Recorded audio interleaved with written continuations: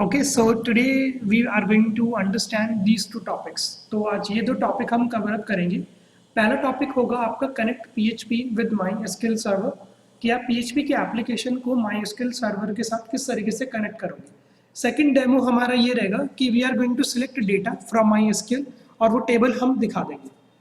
तो लेट्स से आज का डेमो हम क्या करेंगे. लेट्स से हमारा आज का ऑब्जेक्टिव क्या रहेगा. Today we will be going to generate an random profession application. Okay, so what exactly we will be going to do? We will be going to generate a random profession PHP application. इस application को हम कुछ इस तरीके से design करेंगे कि we are going to receive a name of a user. हम यूजर का एक नेम रिसीव करेंगे and based on that name we will be going to predict या let's say we will be going to generate some random profession. इसको करने के लिए हम क्या करेंगे कि let's say we will be using our database और जो डेटाबेस अभी हम यूज करेंगे वो हम यूज करेंगे MySQL. तो लेट्स से करना क्या होगा आपको. सबसे पहला स्टेप क्या रहेगा कि हम एक डेटाबेस बनाएंगे. सेकंड स्टेप क्या रहेगा कि उस डेटाबेस के अंदर we will be going to create a table. Okay, इस टेबल के अंदर लेट्स से हम कुछ रिकॉर्ड्स इंसर्ट कराएंगे और ये जो रिकॉर्ड्स हम इंसर्ट कराएंगे इसके अंदर हमारे रैंडम प्रोफेशन की इंफॉर्मेशन होगी. लेट्स से आप कैसे रिकॉर्ड इंसर्ट करा दोगे. Teacher, doctor, actor, housewife, labour, ये सारे रैंडम प्रोफेशंस हम इस टेबल के अंदर स्टोर करा देंगे. इसके बाद let's say what we can do is कि जैसे ही आपके रिकॉर्ड्स इंसर्ट हो जाएंगे then we will be going to create a very simple PHP application. In this PHP application, we will be going to make a use of a GET request. Okay, we will be going to make a use of GET request. What this GET request will do? ये GET request हमको है ना URL से, जहाँ पर आप अपनी application deploy करोगे कि URL होगा, उस URL से we will be going to receive user name. एक यूजर का नेम हम रिसीव करेंगे और जैसे यूजर का नेम मिलेगा हम जनरेट कर देंगे एक रैंडम प्रोफेशन. तो ये हमारा ऑब्जेक्टिव रहेगा. तो सबसे पहला स्टेप 1 करते हैं कि पहला स्टेप क्या रहेगा. आपको एक डेटाबेस बनाना पड़ेगा. डेटाबेस बनाने के लिए ना I am going to make a use of my WAMP server and we are going to make a use of MySQL console. Okay, तो MySQL कंसोल का यूज करूंगा. ये मेरे से पासवर्ड पूछेगा. अगर आपने पासवर्ड सेट नहीं किया हुआ तो आप प्रेस कर सकते हो enter and you will be redirected to MySQL. आगे भी यहाँ पर ठीक है. अब देखो सबसे पहले क्या करते हैं. We are going to create a database.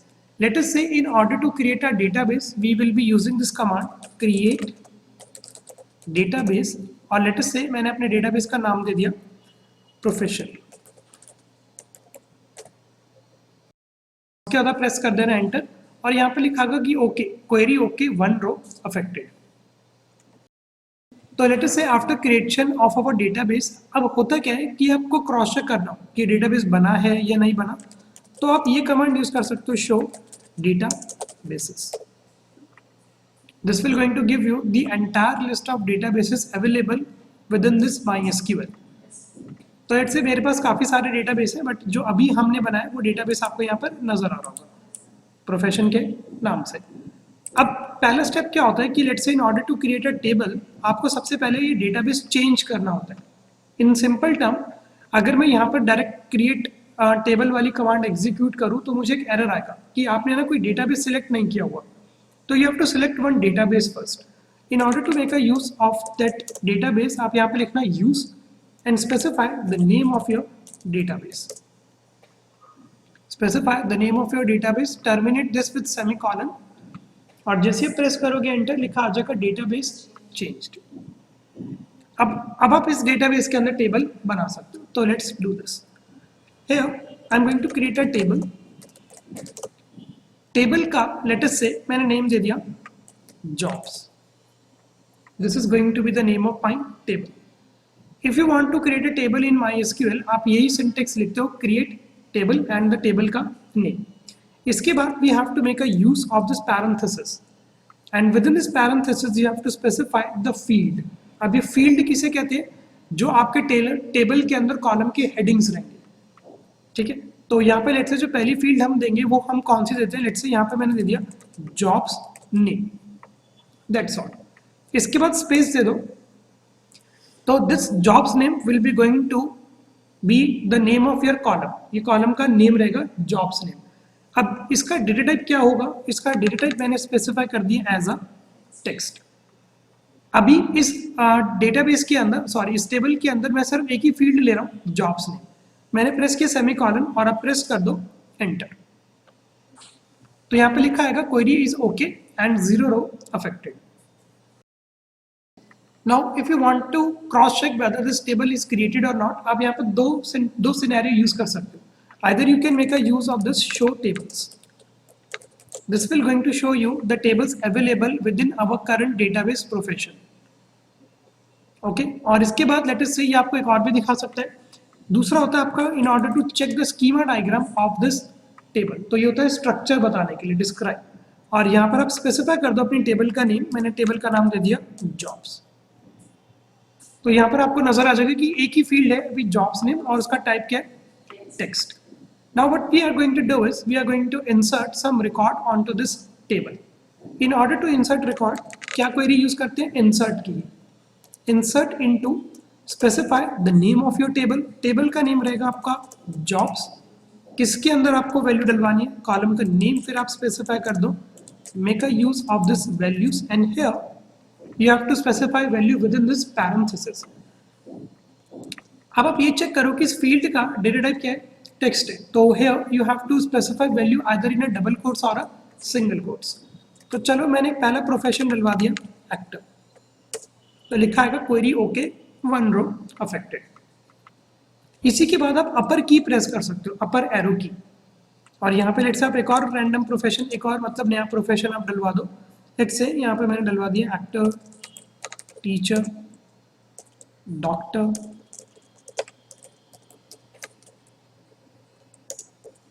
Okay let's say housewife, let's say कुछ भी मतलब मैंने वैल्यूज डलवा दी। से एक और डलवा लेते हैं लेबर। तो हमने कुछ रैंडम रिकॉर्ड्स डलवा दिए, actor, teacher, doctor, housewife, labour. इतना बहुत है लगभग, क्योंकि अब मेरा मेन ऑब्जेक्टिव ये नहीं है। अब देखो कि अब आपको लेट्स से ये टेबल डिस्प्ले करनी हो, तब आप क्या कमांड टाइप करोगे,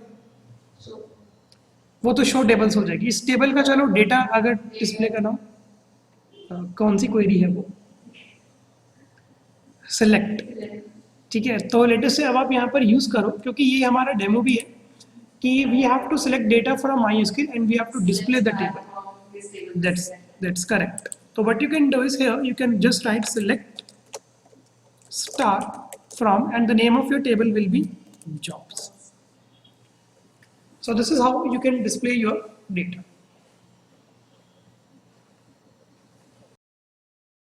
तो देखो यहाँ पर है ना, हमने ये वाले 3 स्टेप्स अपने पूरे कंप्लीट कर लिए। डेटाबेस बन गया, टेबल बन गई, रिकॉर्ड इंसर्ट हो गया। अब हम आते हैं किस पे, PHP एप्लीकेशन पे। इन दिस PHP application what we will be going to do, we are going to use get request.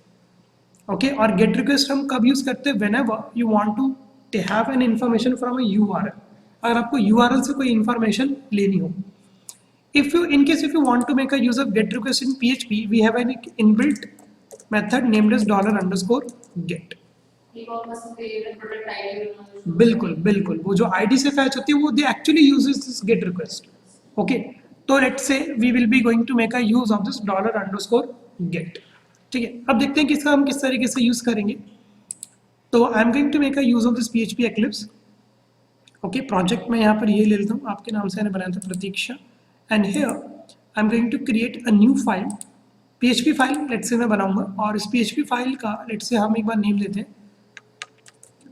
random profession.php। okay, this is what we will be going to do।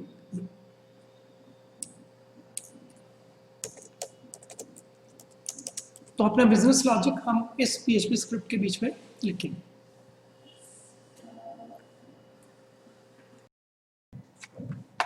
तो देखो सबसे पहले what exactly we will be going to do here, we will be going to make a use of a get request।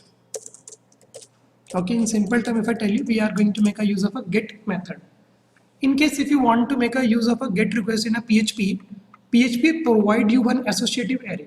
अब ये associative array आपको पता है कि क्या होता है, जब आप अपने array के indexes को एक meaningful name दे देते हो. ओके, तो PHP आपको क्या है associative array प्रोवाइड कराता है जिसका नेम क्या है $_get. ओके, तो PHP के अंदर एक इनबिल्ट आपको मिलेगा $_get. Okay, this $_get will going to receive one key. ठीक है, ये क्या रिसीव करेगा आपसे, क्या ना की रिसीव करेगा, और वो की आप कुछ भी डाल सकते हो. लेट्स से मैंने यहाँ पे डाल दिया एक नेम. ओके, और ये इंफॉर्मेशन मैंने यहाँ पे क्या किया कि एक वेरिएबल के अंदर स्टोर करा ली $name वेरिएबल के अंदर. अब देखो यहाँ पर इस नेम का क्या मतलब है कि जब आप इस PHP एप्लीकेशन को किसी URL पे डालोगे, सपोज करो आपने डाला लोकल होस्ट के अंदर PHP के अंदर, ये मेरा फाइल है file.php. अब यहाँ पर ये URL लिखने के बाद here in order to make a use of a get request, अब आप यूज करोगे क्वेश्चन मार्क का, और क्वेश्चन मार्क के बाद आप ये वाली की इधर स्पेसिफाई करोगे. तो लेट्स से मैंने यहाँ पे लिख दिया नेम इज इक्वल टू यश. इसके बाद जैसे ही यूजर प्रेस करेगा एंटर या इस URL को एक्सेस करेगा, तो जो यूजर ने यहाँ पर वैल्यू डाली है यश, ये वाली वैल्यू किस वाले वेरिएबल के अंदर जाकर स्टोर हो जाएगी, नेम के अंदर. तो this is why we are using a get request in order to fetch the information from a URL. तो अंडरस्टूड कि ये नेम क्या होता है. अगर सपोज करो मैंने यहाँ पे लिखा होता नेम 1 2 3, तो यहाँ पर भी क्या आता है मेरा नेम 1 2 3. ठीक है, तो let us say in this program we are going to make a use of this get request. समझ में कि गेट रिक्वेस्ट में नेम कहाँ से मिलेगा यूजर को, फ्रॉम द URL. तो चलो नेम तो मेरे को URL से मिल गया. Now what I am going to do is we are going to generate some profession, random profession हम जनरेट करेंगे. इससे पहले सबसे पहले है we are going to create a database connection. सबसे पहले हम क्या करेंगे, we are going to create a database connection. अब आपका डेटाबेस कनेक्शन चाहे PHP के बारे में बात करो, एंड्रॉयड करो, पाइथन करो, हमेशा है ना एक हमको कनेक्शन स्ट्रिंग बनानी पड़ती है. और उस कनेक्शन स्ट्रिंग के अंदर ना क्या क्या इन्फॉर्मेशन आपको देनी पड़ती है कि आपका डेटाबेस कहाँ पर है, किधर होस्ट है आपका डेटाबेस, मतलब वो कहाँ पर रन कर रहा है उस डेटाबेस का. हाँ, then you have to specify the user name कि उस डेटाबेस का यूजर कौन है, फिर पासवर्ड क्या है, और फिर यूजर का नेम क्या और डेटाबेस का नेम क्या है. ओके, तो लेट अस से यहाँ पर मैंने सबसे पहले एक वेरिएबल डिक्लेयर किया $host के नाम से. ओके, और मैंने बता दी कि जो मेरा डेटाबेस है वो एक्चुअली लोकल होस्ट पे चल रहा है. अब यहाँ पर मैंने लोकल होस्ट क्यों लिखा है, because I am going to make a use of a web, और वेब सर्वर कहाँ पर रन होता है, ऑन लोकल होस्ट पे. एग्जाम भी लोकल होस्ट पे, मैप भी लोकल होस्ट पे. इसके बाद ये आपसे पूछेगा कि आपके डेटाबेस का यूजर क्या है. तो लेट्स से मैंने यूजर बता दिया कि user is going to be root. तो बाय डिफॉल्ट MySQL का जो यूजर होता है वो होता है आपका रूट. इसके बाद ये आपसे पूछेगा पासवर्ड. तो जिन्होंने अगर अपने किसी रूट यूजर पे पासवर्ड सेट किया हुआ है तो वो अपना पासवर्ड यहाँ पर बता सकते हैं. जिनका नहीं है what they can do is they can leave it blank, but लिखना इसको मैंडेटरी है. And then you have to specify the name of your database, और डेटाबेस का लेट्स से जो हमने नेम दिया है वो हमने क्या दिया है, profession. This is going to be the name of my database profession. ये इंफॉर्मेशन दे दी. अब आप ये बताओ कि आपको ये पता है कि what do you mean by this driver. अगर आपने जावा पढ़ी होगी तो आपने सुना होगा कि हमारे पास एक JDBC ड्राइवर होता है, एक ODBC ड्राइवर होता है. तो what actually this driver will do, this drivers are actually used to connect one application with another application. Okay, तो यहाँ पर PHP के पास एक ड्राइवर है और उस ड्राइवर का नेम है MySQLi. ओके, तो किस ड्राइवर का आप यूज करोगे, MySQLi का. And what this MySQLi will do, it will going to connect PHP with MySQL. ये ड्राइवर क्या काम करेगा, आपकी PHP की स्क्रिप्ट को किसके साथ कनेक्ट करेगा, MySQL के साथ. अब SQL की फुल फॉर्म तो आपको पता होगी, स्ट्रक्चर्ड क्वेरी लैंग्वेज. माई की फुल फॉर्म, माई की फुल फॉर्म देखो, माई की फुल फॉर्म नहीं है, माई एक्चुअली उस डॉटर का नेम था जिन्होंने MySQL बनाई थी. ओके, और आई का मतलब क्या है, इम्प्रूव्ड. आई का मतलब है यहाँ पर इम्प्रूव. तो this is the name of your driver. Now we have to follow one syntax. If you want to make a use of this driver, make a use of this new keyword. New क्या बताएगा कि आप यहाँ पर अब एक instance बनाने जा रहे हो, और किसका इंस्टेंस आपको बनाना है, लेट्स से MySQL आई को। ओके, अब ये जो MySQL आई ड्राइवर है, ये आपसे 4 पैरामीटर रिसीव करता है। ये कौन कौन से पैरामीटर रिसीव करते हैं? 4 पैरामीटर। कि आपका होस्ट कौन है, तो वो इन्फॉर्मेशन आपने किस वेरिएबल के अंदर डलवा रखी है, होस्ट वाले वेरिएबल। फिर ये आपसे पूछेगा कि आपका यूजर कौन है, वो इन्फॉर्मेशन आपने किस वेरिएबल के अंदर डलवा दी, यूजर के अंदर। फिर ये आपसे पूछेगा कि आपका पासवर्ड क्या है, वो इन्फॉर्मेशन मेरी पासवर्ड में है। और फिर मेरे से पूछेगा कि आपके डेटाबेस का नेम क्या है, वो इन्फॉर्मेशन मेरी डेटाबेस के पास है।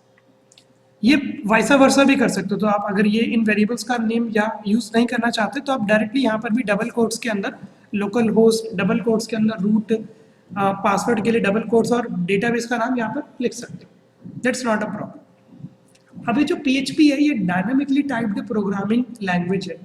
What do you mean by dynamically typed? PHP is a dynamically typed programming language. What do you mean by dynamically typed? कि यहाँ पर आपको वेरिएबल डिक्लेयर करने के लिए ना डेटा टाइप बताने की नीड नहीं है। तो मैंने ये इन्फॉर्मेशन किस वाले वेरिएबल के अंदर स्टोर करा ली, एक कॉन नाम के वेरिएबल के अंदर स्टोर करा ली। तो कॉन फॉर कनेक्शन। तो देखो जैसे ही आपकी कनेक्शन स्ट्रिंग बन जाती है, अब हमारे कनेक्शन स्ट्रिंग की इन्फॉर्मेशन इस वाले वेरिएबल के पास स्टोर है। Now after creating a connection, you have to execute a query. हमको क्या एग्जीक्यूट करना है? We are going to execute a query.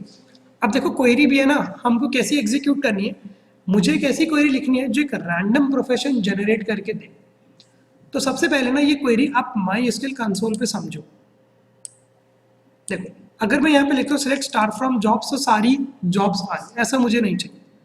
अगर मैं कर दूं सिलेक्ट स्टार फ्रॉम जॉब, और लेट से अगर मैं एक पैरामीटर यूज करूं लिमिट 1, तो अभी आपको क्या मिलेगी?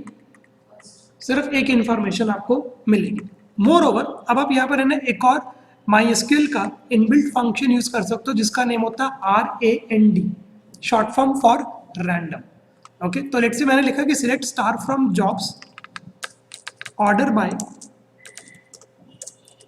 Okay moment, order by, and here I'm going to make a use of this function RAND.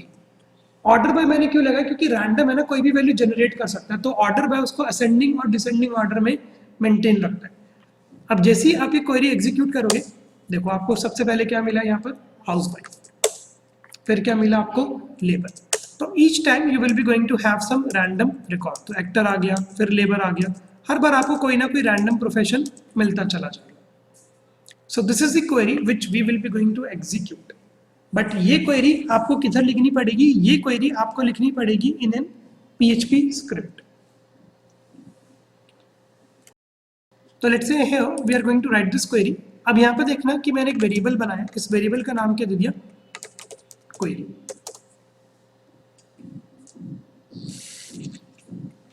और वो जो सेम query थी, वो query मैं यहाँ पे लिख देता हूँ, select star from jobs order by RAND function, order by RAND function, और इसकी लिमिट कर देते हैं 1। तो जो क्वेरी वहां लिखी थी वो क्वेरी अब हम यहाँ लिख देते हैं। और इस क्वेरी का क्या मतलब है ये आपको पता ही है, it will be going to generate some random profession for us. अब देखो PHP के पास एक और इनबिल्ट फंक्शन होता है, और मैं आपको एक रूल बताता हूँ कि PHP के इनबिल्ट फंक्शन यूज करने के लिए ना हम एरो सिंबल का यूज करते हैं, एरो आइकन का। Okay, what exactly I want to say? We will be using this arrow icon in order to have an access to PHP inbuilt function. तो let us say यहाँ पर है ना कि inbuilt function है, तो सबसे पहले तो ये कि where you want to execute this query.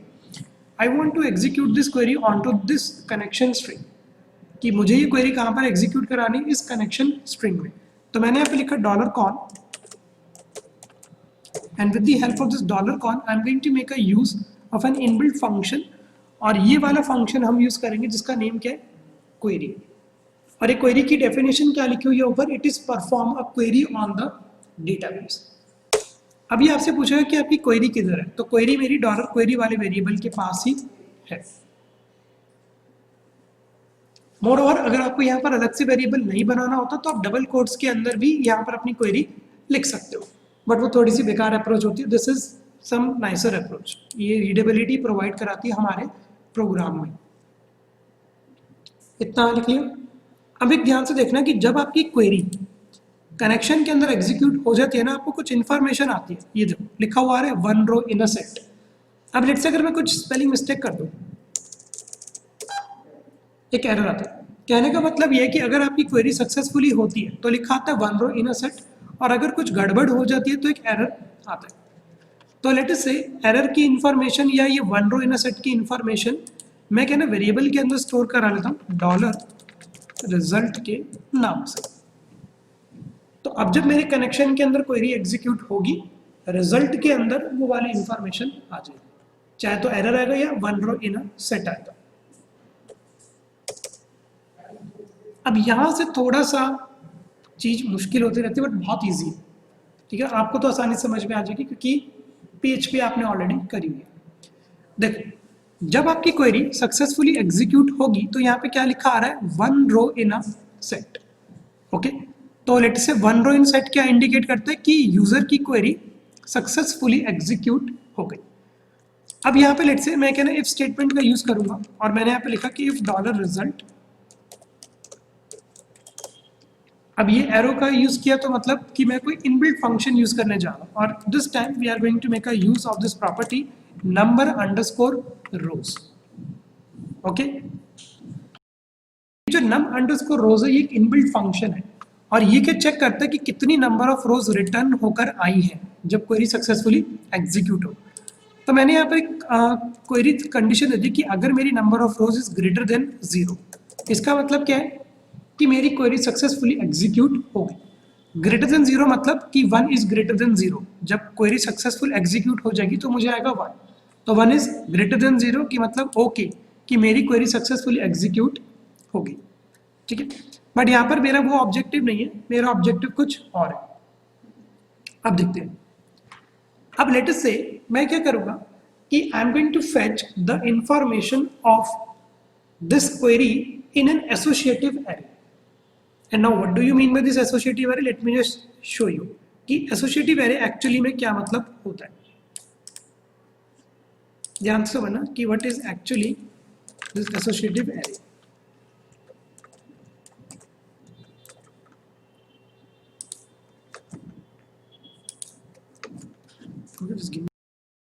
तो यहाँ पे ना मैं आपको बताता हूँ कि एसोसिएटिव एरे होता क्या है। समझना बहुत ध्यान से, क्योंकि ये कॉन्सेप्ट आप बार बार यूज करोगे।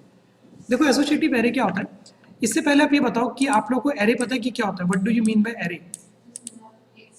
ओके, एरे की रिप्रेजेंटेशन कुछ इस तरीके से होती है। करेक्ट आंसर आपने दिया कि when we have collection of data. तो लेट अस से यहाँ पर मेरे पास एक वैल्यू स्टोर है 10। ओके, यहाँ पर लेट से मेरे पास एक और वैल्यू स्टोर है 20। ओके, और यहाँ पे लेट से मेरे पास एक और वैल्यू स्टोर है 30। ये मेरा एरे है। ठीक है, ये वैल्यू किस इंडेक्स पे होती है? On an index number 0, on an index number 1 and on an index number 2। And suppose करो कि इस एरे का नेम मैंने क्या दिया हुआ है, इस एरे का नाम मैंने दिया हुआ है ARR। अब लेट अस से अगर आपको कोई बोले कि यार ARR का ना 0th इंडेक्स पे वैल्यू बताओ, तो आप ऑब्वियसली बात है कि ये अप्रोच लिखोगे ARR के 0th इंडेक्स पे वैल्यू, और ये आपको क्या वैल्यू रिट्रीव करके दे देगा? 10। फिर अगर आपको चाहिए कि लेट से ARR की फर्स्ट वैल्यू, तो ये आपको क्या रिट्रीव करके दे देगा? 20। ओके, तो यहाँ पर ये जो स्क्वायर ब्रैकेट होता है इसके अंदर आप क्या स्पेसिफाई करते हो? एक इंडेक्स स्पेसिफाई करते हो। Now what do you mean by this associative array? Associative array comes into the picture जब आप ये वाली अप्रोच ना यूज करके इसके इंडेक्सेस को एक मीनिंगफुल नेम दे देते हो। मैंने इसको दे दिया फर्स्ट, इसको दे दिया मैंने सेकंड, ठीक है, और इसको लेट से मैंने नाम दे दिया थर्ड। अब अप्रोच सेम रहेगी, बट अब आपकी जो वैल्यू होगी वो किस तरीके से फैच होकर आएगी। अब आप लिख दोगे कि ARR का मुझे फर्स्ट रिट्रीव करके दे दो, तो अब आपके पास क्या वैल्यू आ जाएगी? 10। फिर आप बोलोगे कि ARR का क्या रिट्रीव करके दे दो? सेकंड, तो आपके पास क्या वैल्यू रिट्रीव होकर आ जाएगी? 20। तो this actually is known as associative array. अब देखो कि मैं क्या काम करूंगा कि लेट अस से कि अब हम जो कर रहे थे उसका इससे क्या लेना देना है, इसका बिल्कुल लेना देना है, और मैं दिखाता हूँ कि कैसे लेना देना है। तो लेटेस्ट से इसको मैं एक बार थोड़ा सा इधर कर देता हूँ। ये एक बताओ कि एरे जैसा रिप्रेजेंटेशन का नजर आ रहा है? ये एरे जैसी रिप्रेजेंटेशन नजर आ रही है लगभग? तो चलो ठीक है, अभी एक वैल्यू इसलिए नहीं नजर आ रहा, अगर बहुत सारी वैल्यू होती तो एक एरे रिप्रेजेंटेशन जैसा ये नजर आ रहा था। But actually I am going to do is कि ये जो जॉब्स नेम है इसको तो मैं बना लूंगा अपना इंडेक्स, इसको मैं क्या बना लूंगा अपना इंडेक्स, और ये जो एक्टर है इसको मैं क्या बना दूंगा इसकी value. So this is going to be my index and this is going to be my value. Okay next, चलो मैं थोड़ा सा बता भी देता हूँ कि ये हो जाएगा आपका इंडेक्स और ये हो जाएगी आपकी वैल्यू। अब लेट्स से कि मैं क्या करता हूँ कि इस एरे को, सपोज करो कि मैंने एक नेम दे दिया और लेट्स से मैंने इस एरे का नाम क्या दे दिया, रोज। इस एरे को आपने क्या नाम दे दिया, रोज आपने नाम दे दिया। अब आप ये बताओ कि अगर मैं कुछ ये लिखूं कि यार मेरे को रोज का जॉब्स नेम फैच करा के दे दो, तो क्या आउटपुट आएगा? और वैल्यू के अंदर क्या वैल्यू है, एक्टर। एग्जैक्टली, कि अगर आपको कि बोलेगा कि यार इस रोज का जॉब्स नेम फैच करा के दिखाओ, तो आपके पास क्या आ जाएगा? अब जितनी बार ये क्वेरी एग्जीक्यूट होगी उतनी बार रैंडम प्रोफेशन आएगा, तो बार बार रोज जॉब नेम में कभी एक्टर आएगा, कभी हाउसवाइफ आएगा, कभी लेबर आएगा, तो ये सारी इंफॉर्मेशन आती रहेगी। तो ये डायग्राम समझ में आया? अब देखो कि मैं ये क्या काम करूंगा। सबसे पहले इस रिजल्ट की इंफॉर्मेशन, ये जो इंफॉर्मेशन है ये एक्चुअली रिजल्ट के अंदर स्टोर है। जॉब्स नेम, एक्टर, ये सारी इंफॉर्मेशन किस वाले वेरिएबल के पास स्टोर है, इस रिजल्ट के अंदर। मैंने क्या किया कि सबसे पहले इस रिजल्ट को मैं फैच करा लूंगा एज एन एसोसिएटिव एरे। तो PHP के अंदर मैंने एक और इनबिल्ट फंक्शन यूज किया और उस फंक्शन का नेम क्या, फैच अंडरस्कोर एसोप।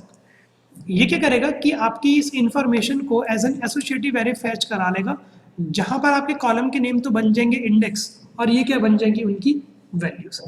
इसके बाद रिजल्ट को as an associative array fetch कराने के बाद मैंने ये इंफॉर्मेशन एक डॉलर रोज नाम के वेरिएबल के अंदर स्टोर करा ली। अब अगर मैं सिंपल टर्म में बताऊं तो अब आपके पास एक रोज नाम का एरे है जिसके अंदर जॉब्स नेम आपका इंडेक्स बन जाएगा और ये उसकी वैल्यू बन जाएगी। और आपको पता है कि अगर आप ये रिप्रेजेंटेशन लिख दोगे तो आपको आपकी वैल्यू नजर आ जाएगी। अब लेट अस से इसके लिए ना we have to make a use of one loop, और वो लूप हम कौन सा करते हैं, व्हाइल लूप का। ओके, तो लेट अस से मैंने यहाँ पे यूज किया while dollar underscore row result fetch, ये ठीक है। अब यहाँ पर व्हाइल लूप मैंने क्यों यूज किया, अभी तो चलो एक इन्फॉर्मेशन है, जब बहुत सारी इन्फॉर्मेशन होती तो that point of time we actually want to use this while loop. आपको क्या यूज करना पड़ेगा, व्हाइल लूप का आपको तब यूज करना पड़ेगा, ठीक है। व्हाइल लूप का इसलिए भी यूज करना पड़ेगा कि ताकि सारी information as an associative array fetch होकर आ जाए। जैसे ही इंफॉर्मेशन फैच होकर आ जाएगी, मैंने यहाँ पे क्या किया, मैंने बोला कि आप डॉलर रोज से जॉब्स नेम की इंफॉर्मेशन आप फैच करा लो, तो कोई ना कोई वैल्यू आ जाएगी, एक्टर, हाउसवाइफ, और ये इंफॉर्मेशन लेटेस्ट से मैंने एक वेरिएबल के अंदर स्टोर करा लिया, उस वेरिएबल का नाम दे दिया जॉब, ठीक है। अब बताओ किस रिप्रेजेंटेशन के अंदर कोई कंफ्यूजन, कोई भी कंफ्यूजन है तो अभी पूछ सकते हो। अब इसके बाद ये जो करली ब्रेस हो रहा है इसके बाद आप आ जाओ बाहर। अब आपको पता है कि डॉलर जॉब नाम का एक ऐसा वेरिएबल है जिसके अंदर एक रैंडम प्रोफेशन की इंफॉर्मेशन स्टोर होगी। तो here I am going to make a use of an echo statement, और यहाँ पे लेट्स से मैंने यूज कर लिया एक br टैग का, और इस br टैग के बाद लेट्स से मैं यूज कर लेता हूँ h2 टैग का, एक लाइन का स्पेस देते हैं और h2 टैग का इधर यूज कर लेते हैं। इसको मैंने कंकैटिनेट करा लिया डॉलर नेम के साथ। अब आपको याद है कि डॉलर नेम वेरिएबल हमने कहाँ बनाया था, सबसे ऊपर गेट रिक्वेस्ट में। तो मैंने यहाँ पे डॉलर नेम कर दिया, फिर मैंने कंकैटिनेशन के अंदर लिखा कि डॉलर नेम, सपोज करो कि मेरा नेम है, इधर आता कि यश विल बिकम, ठीक है, ये मैं यहाँ पे लिख रहा हूँ। फिर मैंने यहाँ पर डॉट का यूज कर लिया कि यश विल बिकम, और यहाँ पे लेट से मैं लिख देता हूँ जॉब, इधर भी एक स्पेस देता हूँ जॉब, और जॉब के अंदर मेरे डेटाबेस से इंफॉर्मेशन फैच होकर आएगी। तो इधर हम लिख रहे हैं कि Yash will become after struggle of years and close this H2 tag. तो इन सिंपल टर्म क्या लाइन लिखी हुई आ जाएगी, यहाँ पर लाइन लिखी आ जाएगी कि डॉलर नेम जो भी वैल्यू रिसीव होगी विल बिकम दिस, ये जॉब आ जाएगी आफ्टर स्ट्रगल ऑफ ईयर्स। ठीक है, तो चलो अब इस एप्लीकेशन को हम कर लेते हैं टेस्ट। ये एप्लीकेशन हमारी कंप्लीट। तो सेव ऑल पे क्लिक कर देते हैं और जैसे सेव ऑल पे क्लिक करते हैं, now will test this application. तो in order to test this application, I'm going to make a use of my local host. Within this, I have PHP. यहाँ पर आपके नाम से मैंने एक फोल्डर बना रखा है प्रतीक्षा, एंड दिस इज अवर। अब देखो कि जैसे ही मैं इस पर क्लिक करूँगा एक एरर आएगा। ठीक है, ये तो चलो सही आ गया लेबर की तो, बट यहाँ पर ये कह रहा है अनडिफाइंड इंडेक्स नेम, क्योंकि अभी तक हमने यहाँ पर नहीं दिया। ओके, स्ट्रगल की भी लेट से स्पेलिंग गलत है। ओके, अब दोबारा कर लेते हैं। तो लेट से ये एरर इसलिए आएगा क्योंकि जो आपका ऊपर वेरिएबल है ना वो सही से नहीं है। तो लेट से मैंने यहाँ पे लिख दिया कि डॉलर, और मैंने यहाँ पे यूज किया name is equal to John. तो ये लिखा आ जाएगा कि John will become teacher after struggle of years. और जैसे जैसे आप ये URL पे प्रेस करते रहोगे enter, John will become housewife after struggle of year, हो भी सकता है। तो ये कुछ भी रैंडम प्रोफेशन आपके आते रहेंगे, तो जो भी आप डालते रहोगे ये वैल्यूज आपको मिलते रहेंगे। टीचर आ गया, हाउसवाइफ आ गया, डॉक्टर भी आ गया, तो ये सारी इन्फॉर्मेशन अब आप मिल गया। Let's try with my name.